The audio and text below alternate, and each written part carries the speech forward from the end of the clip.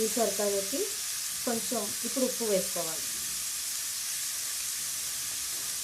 సొరకాయ ముక్కలు ఫ్రై అవుతుంటుంది కానీ ఉప్పును కూడా వేసుకోవాలి.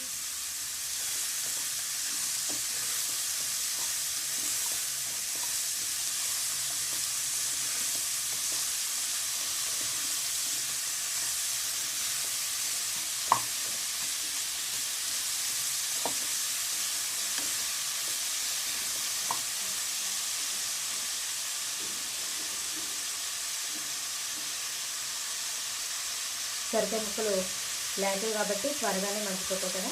ఇప్పుడు ఇందులోకి వాటర్ వేసుకోవాలి. కొంచెం వాటర్. లేత సొరకాయలు కానీ తీసుకుంటే అది త్వరగానే మగ్గిపోతుంది కాబట్టి వాటర్ ఎక్కువ నీరు ఉండదు. సో లిటిల్ క్వాంటిటీలో వాటర్ని కూడా మనం వేసుకోవాలి. ఇప్పుడు దీని అంతటిని కూడా బాగా కలుపుతూ ఉండాలి.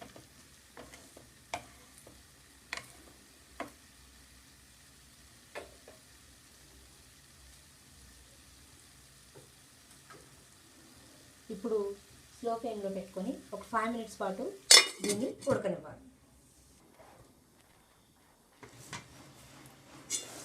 కొంచెం వాటర్ వేసుకుని వాటిని సొరకాయ ముక్కలు బాగా మగ్గేంత వరకు ఉంచుకున్నాం కదా, లిడ్ పెట్టుకున్నాం కదా. ఇప్పుడు ఒకసారి మూత తీసి వాటిని ఎలా ఉన్నాయి కలుపుకుంటూ చెక్ చేసుకోవాలి. 5 మినిట్స్ పూర్తయింది కాబట్టి మూత తీసి వాటిని ఒకసారి కలుపుకోవాలి. సొరకాయలో కొంచెం వాటర్ లెవెల్స్ ఎక్కువగా ఉంటాయి కాబట్టి వాటరీగానే ఉంటుంది. మనం లిటిల్ క్వాంటిటీలో వాటర్ వేసుకున్నా కూడా కర్రీ కొంచెం వాటరీగానే ఉంటుందన్నమాట.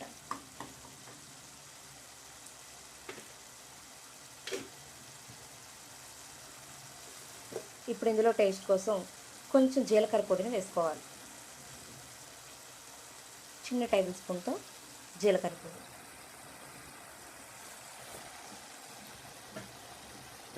వాటితో పాటుగా కొంచెం కారం, టేస్ట్కి సరిపడేటట్టుగా కొంచెం మొత్తంలో కారం, ఒక 2 స్పూన్స్ కారం కానీ 1 స్పూన్ కారం కానీ వేసుకోవచ్చు. ఇప్పుడు వేసుకున్న తర్వాత వీటిని బాగా కలయబెట్టాలి. కారం జీలకర్ర పొడి కూడా మనం వేసుకున్నాం కదా. ఇప్పుడు ఈ కర్రీని మొత్తం బాగా కలుపుతూ ఉండాలి. కర్రీ అడుగంటకుండా కలుపుతూ ఉండాలి. మిడిల్ ఫ్లేమ్లో ఉంటే కనుక కర్రీ అడుగంటకుండా చక్కగా ఉడుకుతుందన్నమాట. ఇప్పుడు ఇందులో కొంచెం కొత్తిమీర, కట్ చేసి పెట్టుకున్నటువంటి తురిమిన కొత్తిమీర కొంచెం కూడా వేసుకోవాలి. కొరియాండర్ లీవ్స్ వేసుకోవడం వల్ల కూరకి మంచి టేస్ట్ వస్తుందన్నమాట.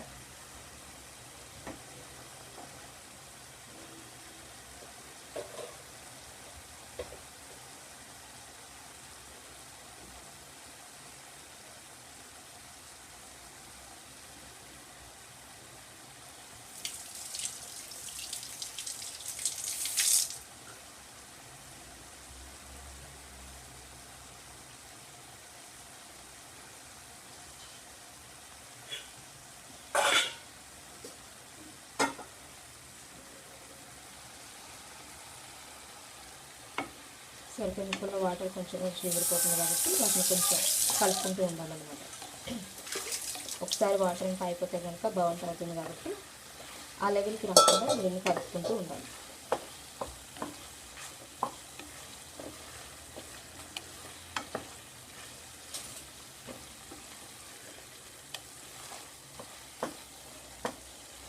కలుపుతూ ఉండడం వల్ల అన్ని ఇంగ్రీడియంట్స్ కూడా ఈక్వల్గా షేర్ అవుతూ ఈక్వల్గా ఉంటూ బాగుంటాయి అన్నమాట అన్ని వైపులకి.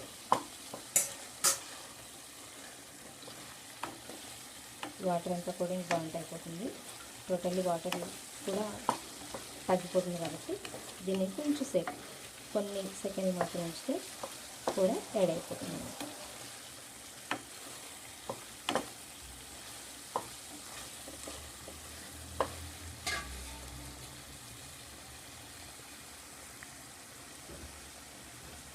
ఇప్పుడు మనం మెయిన్ ఇంగ్రీడియంట్ అనమాట, మనం సొరకాయ పాలు వండుకోబోతున్నాం కదా.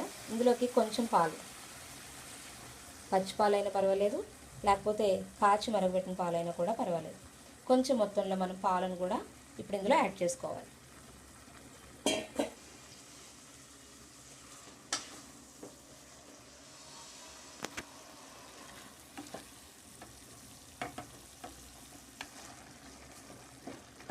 పాలు కూడా వేసుకున్న తర్వాత అవి కూడా కొంచెం దగ్గర అయ్యేంత వరకు, అంటే పాలు కూడా మొత్తం ఇంకిపోయేంత వరకు కూడా నెమ్మదిగా వాటిని స్లో ఫ్లేమ్లో కలుపుకుంటూ ఉండాలి. సొరకాయలో పాలు యాడ్ చేసేటప్పటికి చాలా మంచి టేస్ట్ వస్తుంది కదా. ఇప్పుడు దాన్ని కలుపుకుంటూ ఒక్క 5 మినిట్స్ కోసం మూత పెట్టుకొని స్లో ఫ్లేమ్లో ఉంచాలి.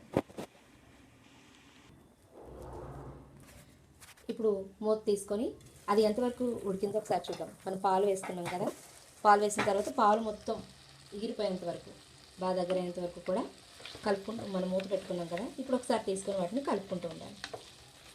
మనం చూసినట్లయితే పాలు మొత్తం కూడా ఎగిరిపోయినాయి, కర్రీ ఇంకా టోటల్ కంప్లీట్ అయిపోయినట్టే. ఇప్పుడు దింపే ముందు కొంచెం టేస్ట్ కోసం మనం కొత్తిమీరని వేసుకుందాం.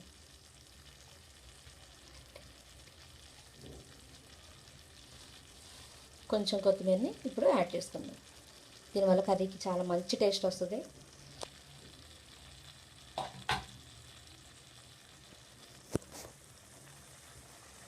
అంతే, మనకి సొరకాయ పాలు కూర రెడీ అయిపోయింది అన్నమాట.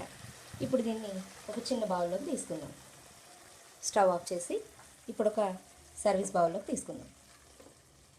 ఈ కర్రీని కూడా రోటీస్లో కానీ, చపాతీలో కానీ, రైస్లో కానీ ఎలా తీసుకున్నా కూడా బాగుంటుంది అనమాట. అంతేకాకుండా సొరకాయ వెజిటేబుల్ బాగా హెల్దీ కాబట్టి వీటిని మిల్క్ యాడ్ చేసుకోవడం వల్ల టేస్ట్ బాగుంటుంది, హెల్త్కి కూడా చాలా మంచిది అవుతుంది. సో మీరు కూడా ఈ కర్రీని ట్రై చేయండి, తప్పకుండా టేస్ట్ మీకు నచ్చుతుంది.